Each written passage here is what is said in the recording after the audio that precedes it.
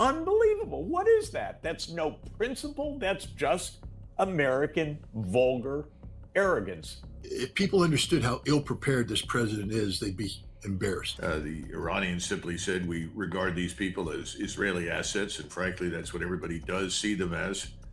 We don't see them as representing American national interests. But then again, as you know, there are all these Israeli assets who operate inside the U.S. government.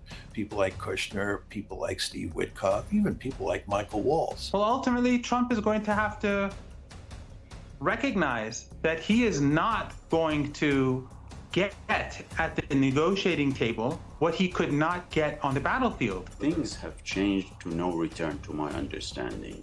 The Strait is the key and is the table of negotiations. Guys, I've got a banger today for you. I'm going to be putting together a compilation of every single geopolitical analyst, commentator, literally every single one, all talking about the war in Iran, how badly it is going for the United States right now, and also for the global economy in general.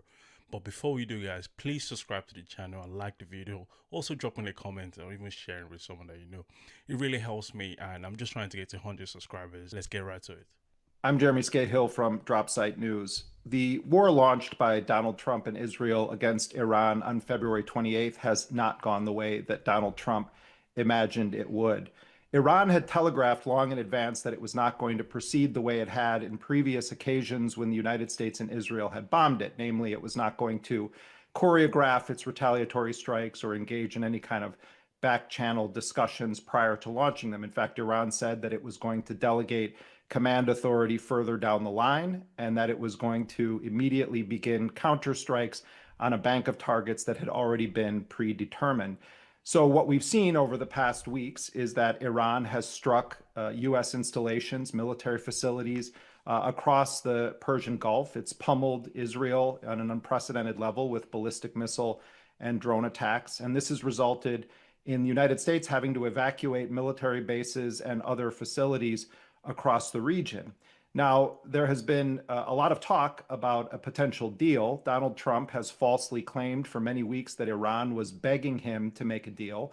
Senior Iranian officials told me, however, that roughly the third or fourth day of the war, after it launched on February 28th, Steve Witkoff and other American officials began reaching out to Iran, asking it to talk.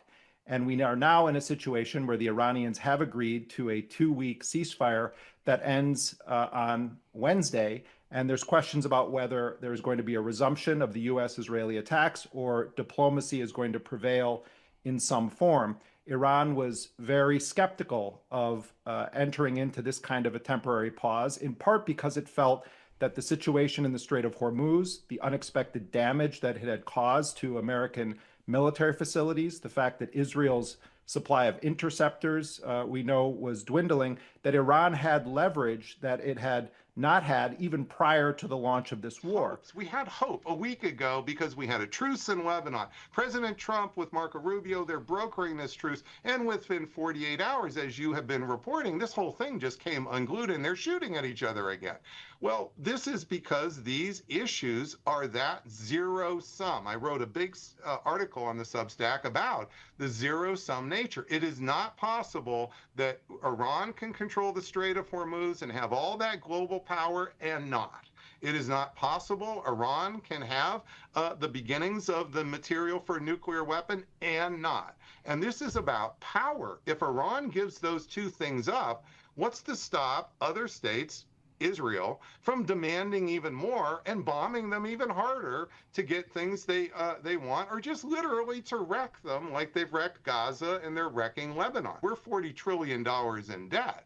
We're messing with the world's economy. We're not exactly in the position, we're not even in the position we were with COVID, because we've lopped on so much debt in our country. I'm concerned that we're rocking this boat at the worst possible time for our debt situation. To understand that the Israelis and the lobby have a stranglehold on Trump, and Trump has limited maneuver room. He can't just do what he wants to do. He has to make sure that he checks with Tel Aviv or with Jerusalem, and he gets permission. Because if he begins to stray, enormous pressure is brought to bear on him, And up to now, he's been brought into line. Oh, I think that probably almost everybody who's in a decision-making position in both the United States and Israel recognizes that up to this point, we have failed to achieve our objectives. I mean, that's crystal clear. I think the interesting question is, where do you go from here? And I think that almost all Israelis want to see the United States continue the war. They want us to see us launch a massive bombing campaign along with the Israelis against Iran and continue to pummel away at that country. Here in the United States, I would bet that most of President Trump's advisors would like to shut this war down, and they see the Israelis as a huge problem. But then again, as you know, there are all these Israeli assets who operate inside the U.S. government. People like Kushner, people like Steve Witkoff, even people like Michael Waltz. And we refer to them more generally as neoconservatives, but neoconservatives is a euphemism for, pro-Zionist forces inside the United States. And they basically follow the Israeli line. And this is the problem that Trump faces. Trump is caught between two powerful sets of forces. On one side, there is an imperative to shut this one down so as to stem the bleeding in terms of the international economy. But on the other side are the Israelis and their very powerful supporters here in the United States. And I think that is reflected in Mike Waltz's comments. Does the United States engage in any serious diplomacy these days? Not really. And you see this, by the way, in the Ukraine case, right? Remember, President Trump said that when he came into office, he would shut down the Ukraine-Russia war overnight. In fact, he promised, or he said, that there was a good chance he would shut it down before he even moved into the White House. It's been a total failure. And if you look at how we have behaved in the negotiating process, you just scratch your head and say, does the Trump administration have any understanding of how to conduct diplomacy? I think what we need to do is go back to the previous meeting in Islamabad and look at what actually occurred. The first thing, which I think is very revealing, is that the Iranians showed up with 70 people. They had large numbers of experts in various fields. They were carrying maps, geological surveys. They were loaded for bear, frankly, to discuss in detail what they would accept in terms of conditions and what they would not, and what they would negotiate. We showed up with Vice President Vance and Messrs. Witkoff and Kushner, who had previously been judged as unwanted members of the delegation. The Iranians simply said, we regard these people as Israeli assets, and frankly, that's what everybody does see them as. We don't see them as representing American national interests. So they were prepared to talk with Vice President Vance, but not them. Unfortunately, as far as we know, there was otherwise no supporting staff. Now, this is not the first time that this has happened. This happened in Anchorage. The Russians showed up and were prepared for very substantive talks. They brought with them all sorts of material pertaining to Ukraine, current state of affairs, troop locations, recommended solutions, and so forth. We showed up with nothing. And Trump thought that he was going to charm his way into some sort of agreement. As it turned out, he conveyed the impression that we were prepared in the future to do all sorts of things. And it took some time for the Russians to discover that they were being lied to. Now, I think the Iranians know they've been lied to. So what can we expect from this meeting? You have the same people. Are they walking in with anything of substance? Are they prepared to sit there, not for a day or two, but for however long it takes to reach some sort of agreement? I'm very skeptical, and I'm sure that the Iranians are very skeptical. So that's the first part. The second part is, as far as I can tell, and I don't have access to classified information, the Iranians have made it pretty clear that the time for negotiation, as far as they're concerned, is over. They're not interested in talking anymore. Frankly, there was a lot of opposition to signing on for the ceasefire that we wanted. Thanks to Donald Trump and the support from the media that he gets with regard to his public statements, the American people were under the impression that somehow or another we were in the driver's seat. We're not. The strategic initiative firmly rests inside Iranian hands. People need to understand that we were very close to having an agreement the first time around. The Trump administration, J.D. Vance and Witkoff and Kushner, they didn't come in prepared at all. They were prepared for nothing. People were wondering why there were so many phone calls. It's because the United States didn't bring anything to the table. The Iranians brought everything to the table, the deal, everything, all the research. They had all the fact papers, everything worked out. And so what would happen is the Iranians would put a deal down. The Americans would review it, ask some questions. The Iranians would give the answers. Now, because there is no position, because they went in blind, J.D. Vance has to call back and say, hey, this is what the Iranians are saying. And Trump, of course, not prepared at all. I mean, if people understood how ill-prepared this president is, they'd be embarrassed. So Trump isn't prepared at all. He doesn't have briefing papers in front of him. He's receiving a verbal report and then giving back instructions based upon nothing, because he doesn't know what the details are or anything. He doesn't have his staff prepping him on this. This is just purely reactionary work. And then Bibi Netanyahu sticks his head in at the appropriate time about nuclear issues. They were actually this close, according to Professor Morandi, to signing a Islamabad Memorandum of Understanding, which would have brought an end to this war. But the president was told, you can't sign this deal because it makes it look like you're weak. It makes it look like you're doing the Iranian bidding. Well, of course he is. The Iranians are the only one putting talking points on the table. The United States has no talking points. And so J.D. Vance is pulled from the J.D. Vance, Kushner, and Witkoff are pulled from the negotiations, and they're brought to an end as Trump then proceeds to make his ridiculous,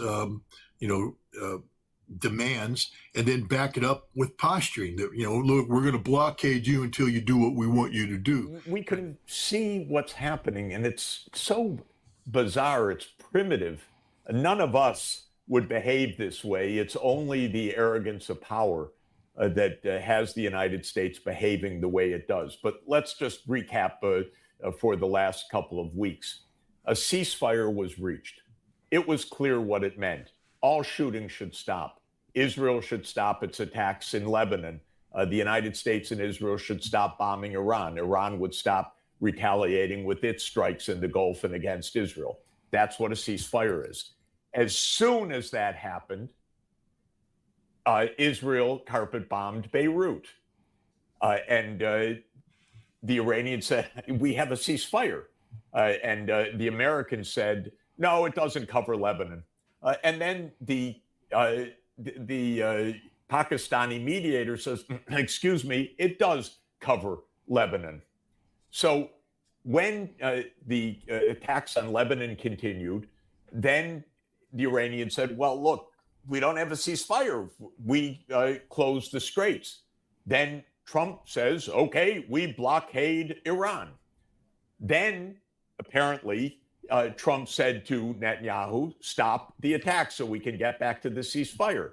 So Israel, after massive killing of innocent people, bombing of Beirut, stopped the bombing. Then the Iranians said, okay, we'll open the straits. Then Trump says, but we're going to keep the blockade anyway. Unbelievable. Unbelievable. What is that? That's no principle. That's just American vulgar arrogance is all it is. And so things broke down because the United States can't keep any deal for more than a minute because the mindset of the United States is, why should we be talking with them? We are the United States. They need to surrender. That's all. It's simple. All the rest is a charade.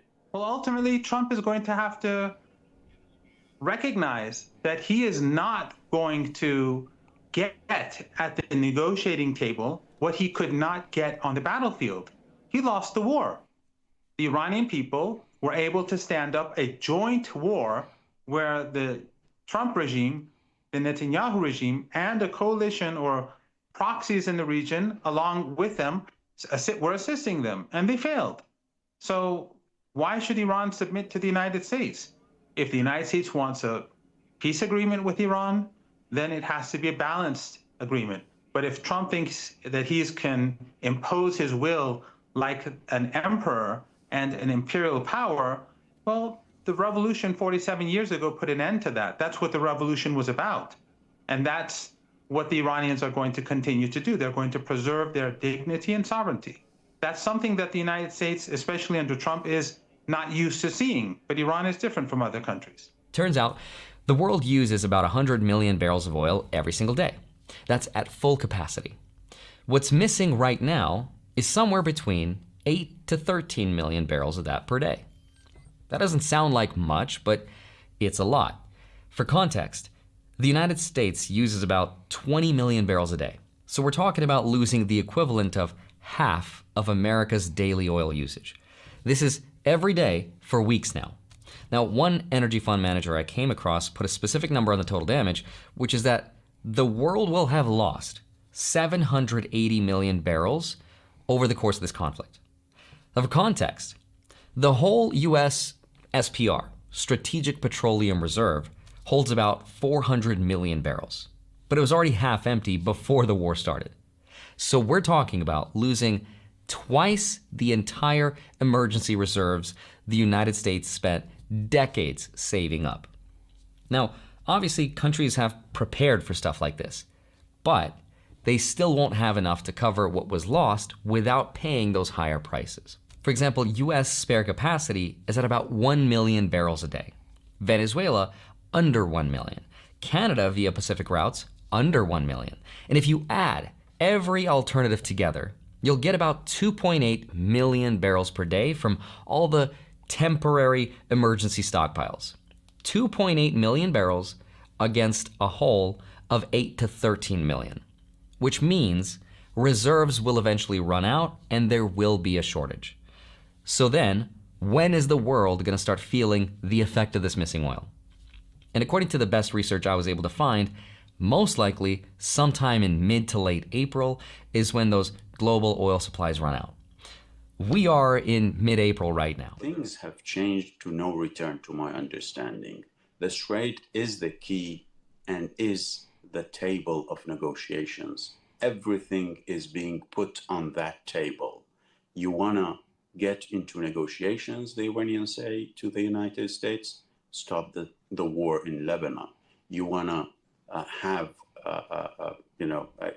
free flow of shipments and goods through the Strait, then you have to give Iran the remedies to what you did to the infrastructure and the sanctions, unilateral sanctions you imposed on Iran. So there you have it, guys. This is truly, truly sad moments that we're going through right now. We have a leadership at the White House that they don't seem to know what they're doing. This situation doesn't seem to be ending anytime soon. Energy prices are surging. We are going to be paying more for our goods now because this chokehold that Iran has is not going. We are going to be feeling it right now. Iran has said this is their red lines and they're not going to go past it. Military option is no longer going to work because they have tried it for 40 days and it ended up going nowhere. The only option is we have to negotiate with them and recognize that we have turned Iran into a regional superpower, whether we like it or not. What Trump did on February 28 was the most disastrous choice he could ever make, but he did it. Now we are left to deal with the consequences of this war. Only time will tell how this ends. But anyway, guys, please subscribe to the channel, like the video, and also comment. Thank you.